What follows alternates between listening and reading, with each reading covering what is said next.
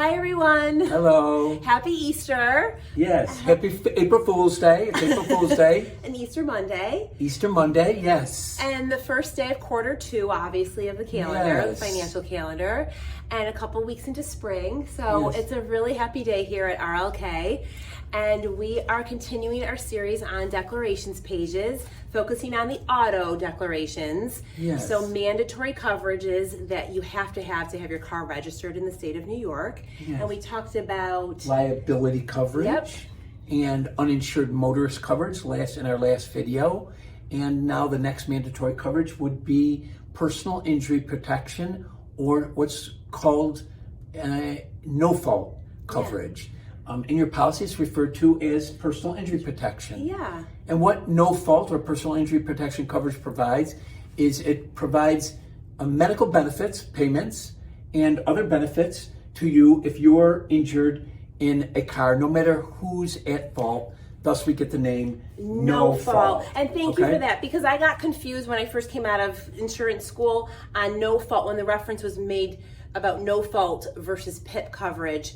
And it's not about that it's not your fault in the accident. Yes. It is actually just, it doesn't matter who's at fault. Right. So if you're rear-ended by another vehicle and were negligent in causing you injuries, your policy is always, in New York State, is going to cover your initial medical bills and anything else that is a result of the accident.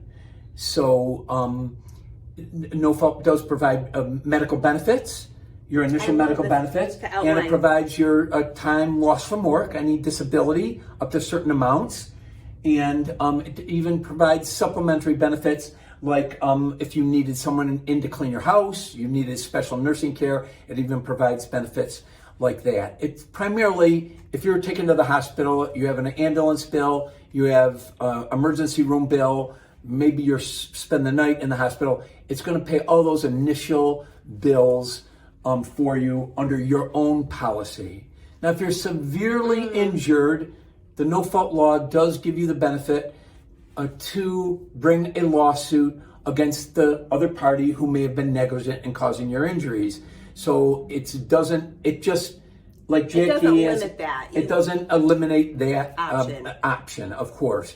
It's just a way to not have a lot of litigation in the initial, well, he caused my injuries, I'm not going to pay this hospital bill, and those fights that happened in the 50s and 60s before this bill was finally passed, around 50 years ago, in the mid-70s.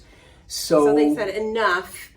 Each person's policy is going to pay for the initial injuries and related expenses. Yes. And then you work out who's at fault. And then after you work out if one party is more negligent than another, you of course under your policy can reserve the right to bring a lawsuit against them, and their bodily injury liability would protect them and pay for your benefits if they're justified. Yep. So that's how it all works out. Yeah, and we will continue to discuss this a little more. I guess that's a good point. That's a great stopping point, because we'll talk about the coverages that we would recommend on the optional side of the personal injury protection coverage, which would be the additional personal injury protection and medical payments possibly. Yep.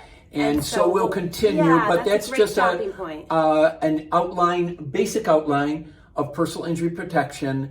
It's mandatory coverage. It's referred to as no-fault coverage, but in your policy it's called basic personal injury protection. Yeah, why it's important, why you have to have it. You can't register your car without it. Exactly. And then it is a mandatory coverage. Yeah, and then how it works and what your coverages are under it. Yes. So we're going to sign off, and then we will see you next time, and we'll continue our discussion on no-fault coverage and other related coverages on our automobile declarations page.